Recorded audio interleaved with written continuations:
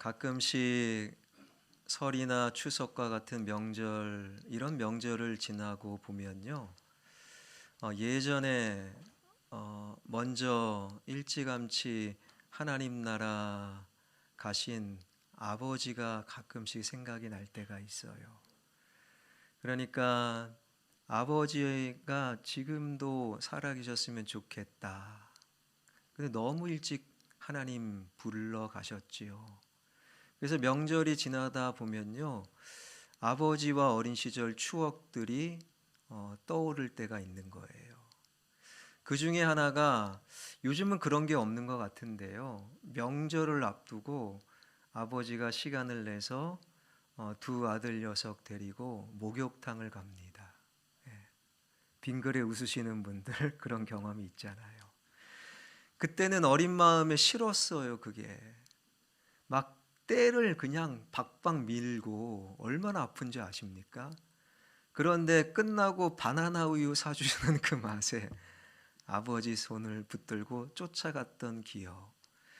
그렇게 아버지와 함께 목욕탕을 갈 때마다 제 어린 눈에 들어왔던 글귀, 요즘도 가끔씩 문득문득 떠오르는 글귀 하나가 있었으니, 그것은 귀중품은 카운터에 맡기세요. 예. 여탕은 모르겠어요. 남탕은 있었습니다. 그 의미는 뭡니까? 물건 맡기면 주인이 책임지겠다라는 것이지요. 반대로 맡기지 않으면 책임 안 진다라는 거예요. 요즘도 가끔씩 그 글귀가 떠오르면서 문득문득 멈춰서서 저의 신앙을 돌아봅니다. 과연 나는 얼마나 하나님께 맡기고 있는가? 그 목욕탕 주인 그분도 맡기면 책임진다라고 애를 쓰셨는데, 천지를 창조하신 하나님께 나는 과연 얼마나 맡겨드리고 있는가? 여러분, 그래서 신앙이라는 것은 얼마나 하나님께 맡기느냐, 그 싸움이다라고 정의 내릴 수 있는 것이지요. 이 정의를 정확히 깨달은 베드로 사도는 그래서 우리에게 당신의 염려까지도 하나님께 맡기십시오라고 권면했던 이유가 바로 여기에 있는 것입니다. 그런 측면에서 이 정도는 할 수 있을 것 같아요. 옆에 분에게 살짝 그렇게 말해 보세요. 하나님께 맡겨. 하나님께 맡기세요. 여러분, 이 맡김이라는 이 신앙의 태도가 오늘 우리가 살필 안식이라는 단어와 깊이 연결된다라는 사실 알고 계십니까? 맡긴다라는 믿음이 있을 때 우리는 안식이 보이기 시작한다. 큰 그림을 가지고 오늘 본문 속으로 들어가 보십시다. 하나님께서 아파르, 흙, 즉 먼지와 티끌을 가지고 사람의 육체를 만드셨어요.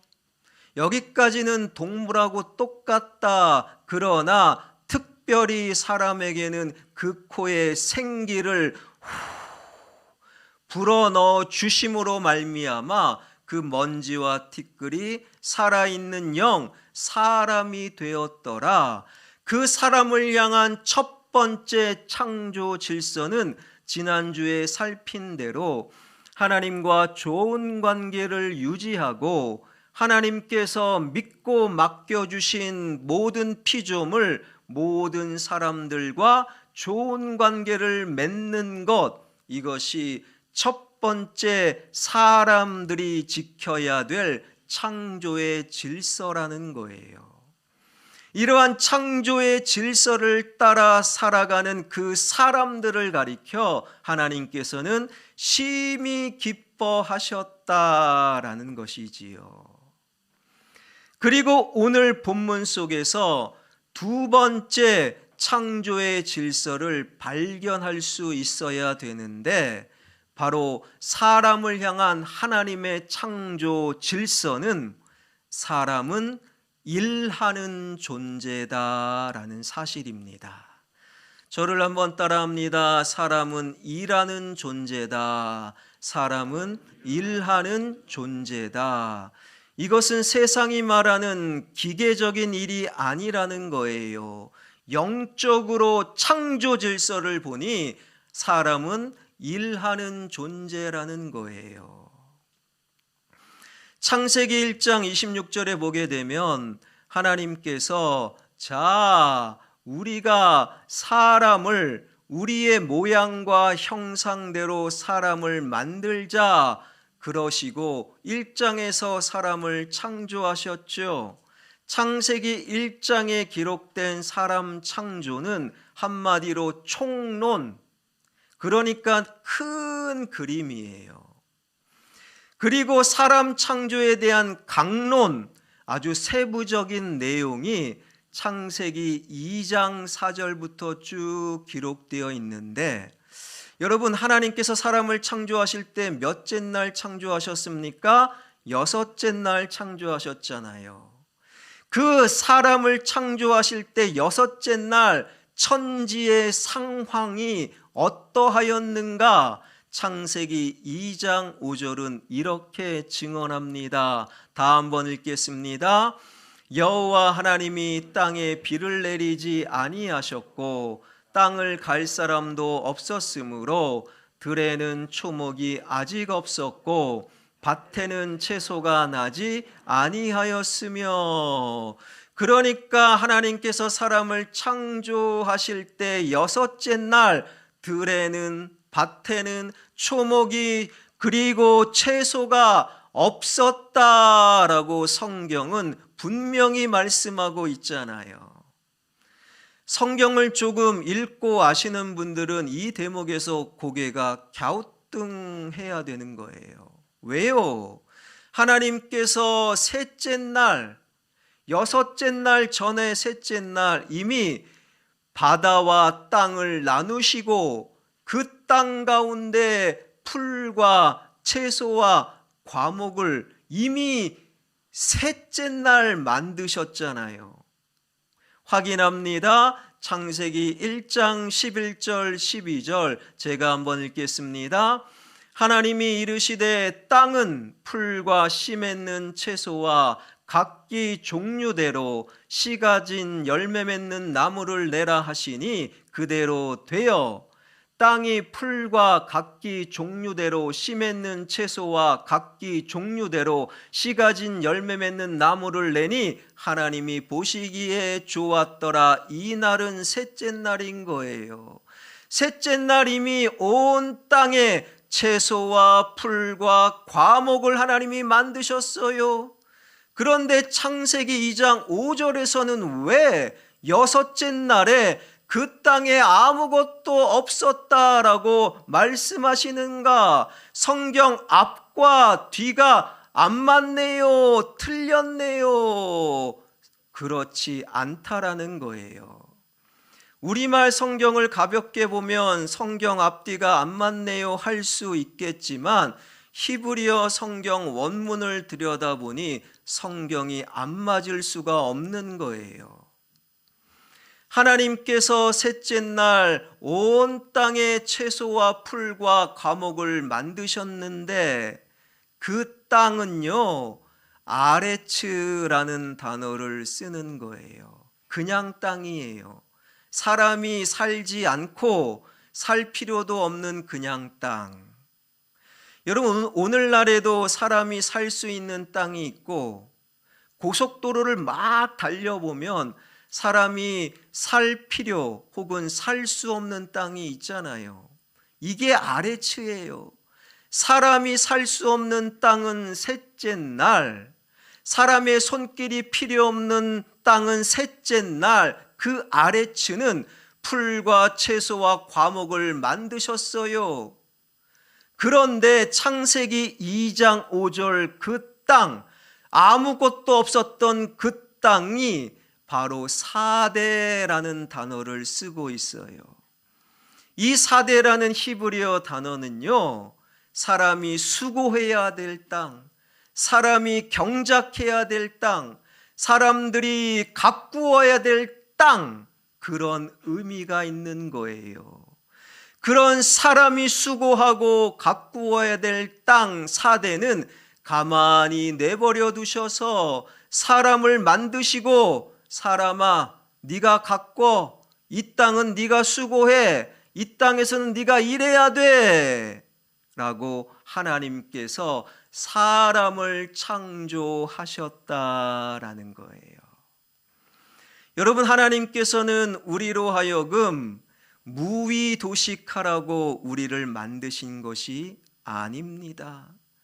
세상의 주장처럼 빨리 은퇴하고 그냥 먹고 아무 일도 안 하고 먹고 살았으면 좋겠다, 이 주장은 하나님의 창조 질서와 상관없는 그들만의 주장이라는 거예요.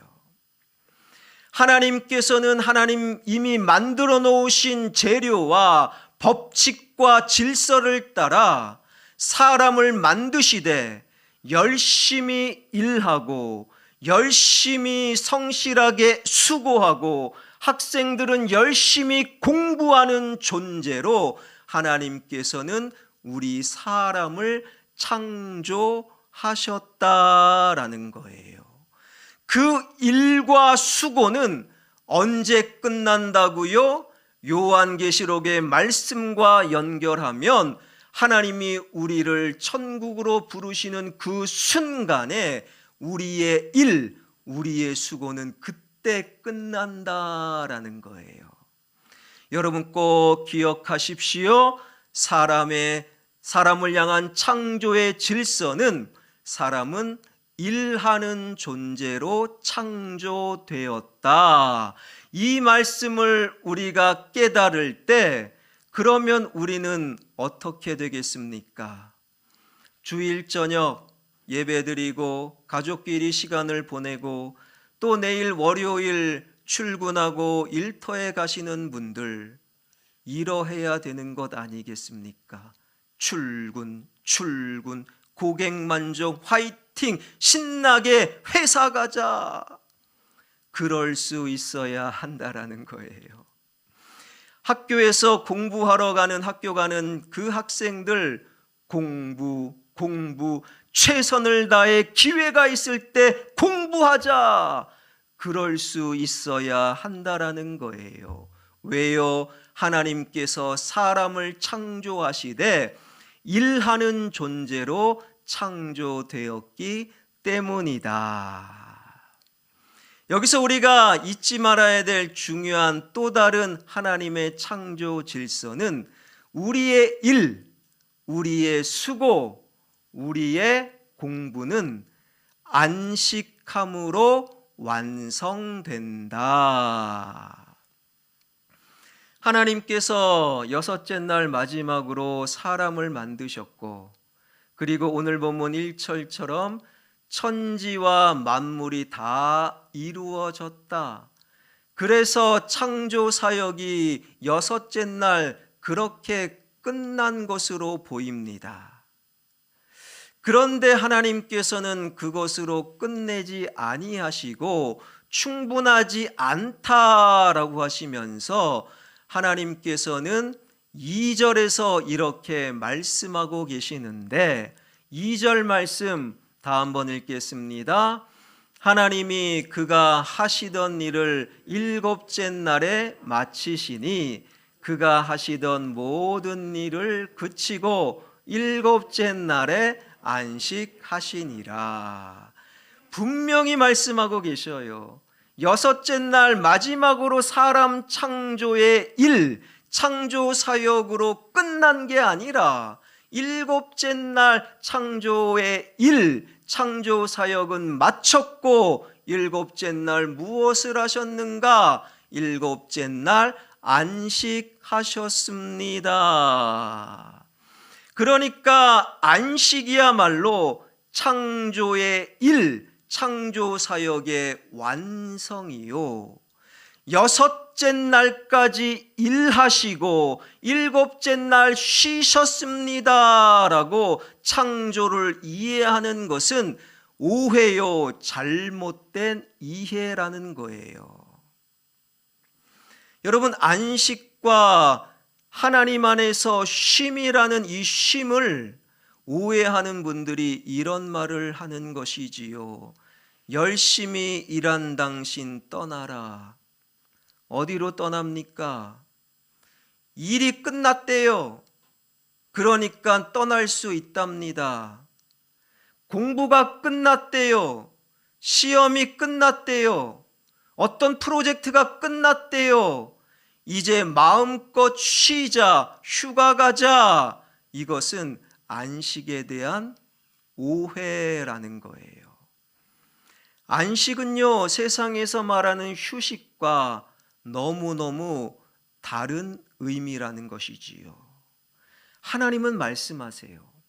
하나님의 창조의 일, 6째 날까지 사람을 만드시고 7째 날 하나님 안식하심으로 말미암아 창조 사역은 완성되었다. 우리의 일과 우리의 공부와 우리의 일주일과 우리 인생 전부는 그래서 하나님 안에서 쉼으로 안식함으로 비로소 완성된다라는 거예요. 이것이 바로 창조 질서다. 성경에 못 박고 계시는 하나님의 마음. 과학이 발전하면서 좋은 점도 있고요, 안 좋은 점도 있는 것 같아요. 과학기술이 인간의 탐욕과 맞장구가 되어서 건드리지 말아야 될 영역을 막 건들다 보니까, 그러니까 과학기술이 때로는 단점으로 다가올 때가 있지요. 코로나도 그렇게 시작된 것 아니겠습니까? 한편으로 과학기술은 우리에게 유익이 있을 때가 많지요. 저는 개인적으로 이 말씀으로 존재할 것 같은 그 창조의 질서들이 과학기술을 통해 설명되어지고 그리고 이해되어지는 증명이 돼서 너무 저는 개인적으로 좋아요. 과학기술은 더 발전되면 좋을 것 같아요. 과학기술이 설명하는 창조 질서 가운데 잠과 뇌의 관계, 우리가 잠을 잘 때 뇌도 잠잔다 그렇게 생각하는 분들이 덜어 있더라고요. 그렇지 않은 거죠. 뇌는 안 잔대요. 우리가 잘 때 뇌는요, 특별한 2가지 일을 하는데요. 첫 번째, 우리가 잘 때, 우리가 쉴 때 뇌는요, 뇌의 활동의 부산물, 어려운 표현인데 한마디로 뇌가 활동하다면 쓰레기, 뇌에 찌꺼기가 생긴답니다. 뇌의 활동의 부산물이 잘 때, 쉴 때 청소가 된다라는 거예요. 그래서 우리가 푹 자고 나면 머리가 맑아지는 이유가 거기에 있다는 거죠. 2번째는 언젠가 말씀드린 것처럼 우리가 쉴 때, 잘 때 중요한 정보, 중요하지 않는 지식을 나누고 중요한 지식과 정보를 해마 그곳에 저장을 한대요. 우리가 쉴 때, 잘 때 우리 뇌는 깨끗해지고 우리가 쉴 때 창조 질서를 따라 하나님 안에서 잘 때 우리의 기억력과 우리의 정보는 우리에게 저장이 될 수 있다라는 거예요. 창조 질서를 따라 7일 사이클로 돌아오는 주일을 기억하고 주일 하나님 안에서 예배드리며 쉴 때 우리의 인생은, 우리의 일주일은 비로소 완성되는 것인데 우리가 너무 바빠요. 그래서 창조 질서를 거부하고 주일도 일하고 주일도 공부한다면 그래서 되는 일이 없는 거예요. 여러분, 주일날 시험 기간이라고 학생들 창조 질서를 거부하고 공부한다고 한들 성적 절대로 안 오릅니다. 잠시 잠깐 오르는 것처럼 보이지만 그 성적은 그 아이 인생에 독이 될 수 있다라는 거예요. 창조 질서를 따라 나의 일, 나만을 위한 일을 멈추고 하나님 시간 안으로 들어와 하나님과 함께 쉴 때, 함께 예배드릴 때 우리의 공부와 우리의 일과 수고와 우리의 인생은 비로소 완성된다. 이 안식의 신비를 마음속에 새기는 저와 여러분 우리 모두가 되길 주님의 이름으로 축원합니다. 여러분, 그래도 저는 솔직히 아까울 때가 있어요. 이 1시간 혹은 6시간 자는 시간이 아까울 만큼 할 일이 많을 때가 있는 거예요. 아니, 우리 가게 문을 닫고 하나님 창조 질서를 따라 오늘 예배 드리는 것이 아까울 때가 있는 거예요. 다른 경쟁자들은 다 학원에서 공부하는데 주일 오전에 청소년부 예배 드리는 것이 아까울 때가 저도 있는 거예요. 그래서 참된 진짜 안식은 반드시 이 믿음, 즉 하나님께 맡길 때 하나님께서 책임져 주시고 하나님께 맡길 때 하나님께서 공급하시고 해결해 주십니다. 하나님께 맡길 때 하나님께서 내 자녀의 인생의 성적과 대학마저도 책임져 주십니다. 이 믿음이 있을 때 비로소 참 안식과 연결된다라는 거예요.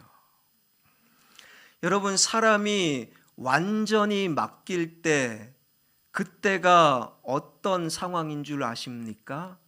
바로 잠잘 때라는 거예요. 시편 127편 2절에 보게 되면 그 유명한 말씀이 있지요. 어떤 말씀입니까? 여호와께서 사랑하시는 자, 그 사람에게 잠을 주신다. 이 말씀의 의미를 우리는 이제 알지요. 그러니까 하나님께서 사랑하시는 자 숙면하고 하나님께서 안 사랑하는 자 불면증에 걸린다, 그런 의미가 아니에요. 설교 시간에 깜빡 졸았어요, 나는 하나님께 사랑받습니다, 그때 사용하는 말씀이 전혀 아니라는 거예요. 그 말씀의 의미가 뭡니까? 하나님께서 사랑하시는 자, 그가 잠잘 때조차도 하나님께서 복 주신다라는 거예요. 하나님이 사랑하시는 자 누구겠습니까? 오늘 본문의 말씀과 연결한다면 창조 질서를 따라 살아가는 자, 창조 질서를 따라 하나님 시간 속에서 쉬고 안식하는 자, 그가 쉬는 시간 동안에, 자는 시간 동안에 하나님께서 복 주시고 채워주시고 필요를 공급하시고 그 문제를 해결해 주시는 하나님, 그 하나님을 신뢰하는 자만이 비로소 안식할 수 있다라는 거예요. 여러분, 우리가 잠을 잘 때 여러분은 하루에 몇 시간을 주무십니까? 하나님의 마음으로 여러분에게 축복합니다. 혹시 불면증에 걸려 잠 못 이루는 분들이 있다면 오늘 이 밤 하나님 안에서 숙면하기를 주님의 이름으로 축원합니다. 우리가 하루에 보통 3분의 1 정도, 그래서 내 인생 3분의 1 정도를 우리는 잠자는 데 쓰지요. 근데 잠잘 때 가만히 생각해 보세요. 우리는 아무것도 못해요. 하고 싶어도 못해요. 그래야 잠드는 거지요. 우리는 생각도 못해요. 그래서 잠자는 것을 완전한 무방비, 완전한 아무것도 할 수 없는 무계획이라고 부르는 거예요. 그런데도 나는 아무것도 할 수 없는데도 세상은 돌아가요. 새벽은 어김없이 찾아오고 새날은 어김없이 나를 찾아옵니다. 나는 완전한 무방비, 무계획 속임에도 불구하고 또다시 온 역사는 흘러가는 거예요. 왜 그렇습니까? 창조주 하나님께서 일하시기 때문인 거예요. 창조주 하나님께서 공급하시기 때문인 거예요.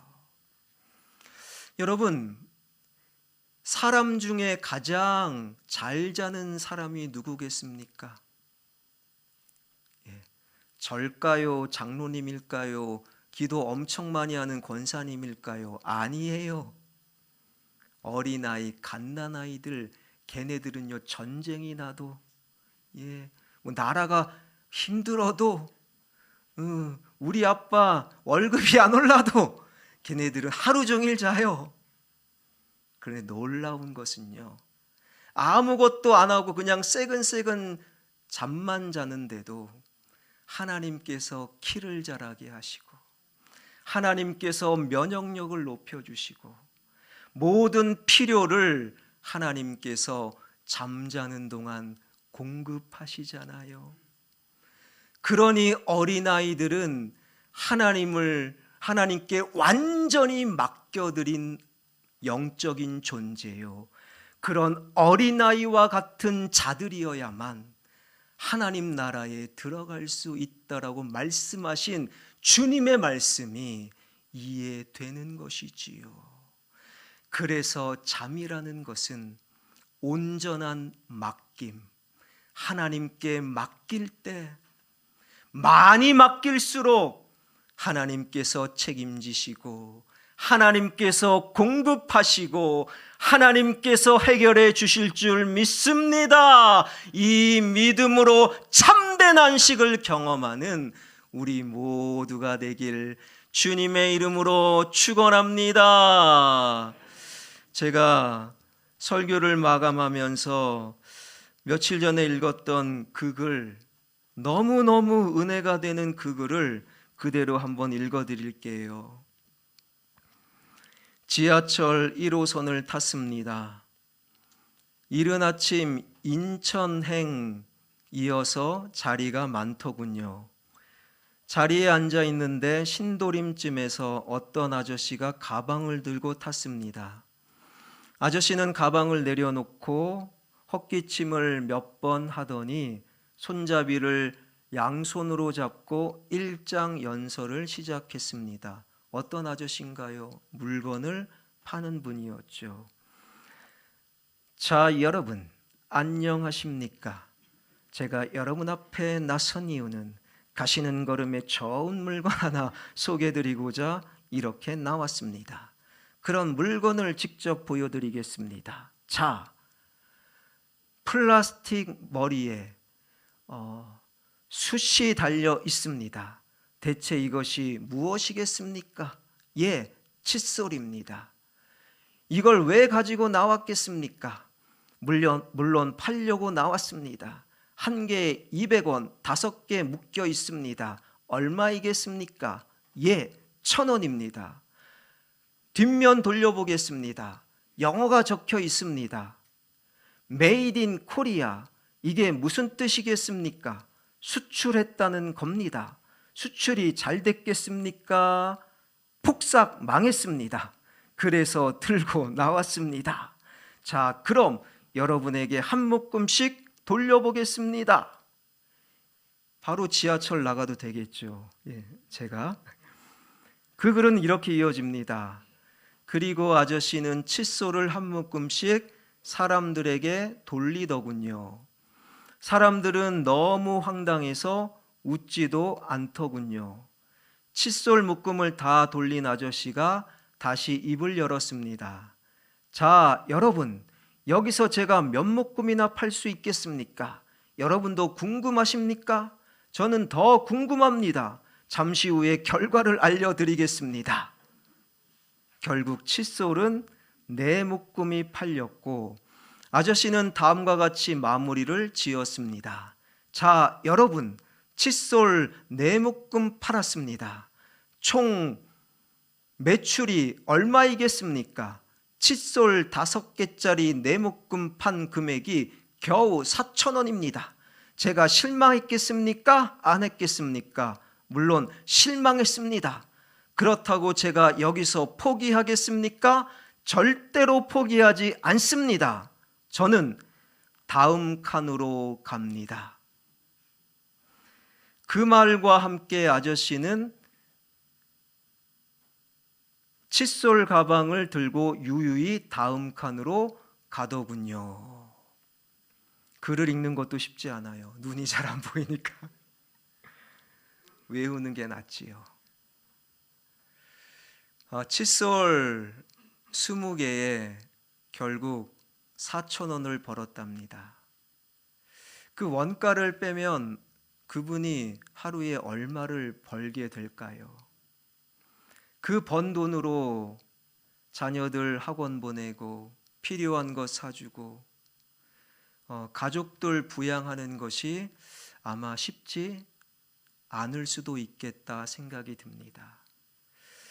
이 장면만 보면 그분은 그야말로 속상해하고 그리고 절망적인 상황 아니겠습니까? 그러나 그분은 또다시 힘을 내는 이유가 그분에게는 다음 칸이 있기 때문이었죠. 사랑하는 성도 여러분, 지금 예배하는 여러분과 저에게는 그렇다면 무엇이 있겠습니까? 다음 칸과 비교할 수 없는 창조주 하나님이 있지 않습니까?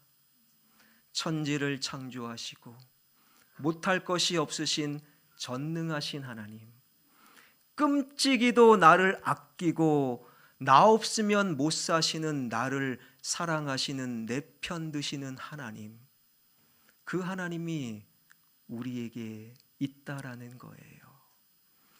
다음 칸으로 간들 몇 개나 팔겠습니까? 그럼에도 또다시 힘을 내는 분이 있는데 우리에게 창조주 하나님이 정말 있다면 우리는 더 큰 힘 낼 수 있는 것 아니겠습니까? 사랑하는 성도 여러분, 좀 더 힘냅시다. 왜요? 하나님 있잖아요. 힘내서 우리 인생의 다음 칸으로 더 열심히 일하고 열심히 직장 다니시고 최선을 다해 공부하시고 최선을 다해 수고하십시다.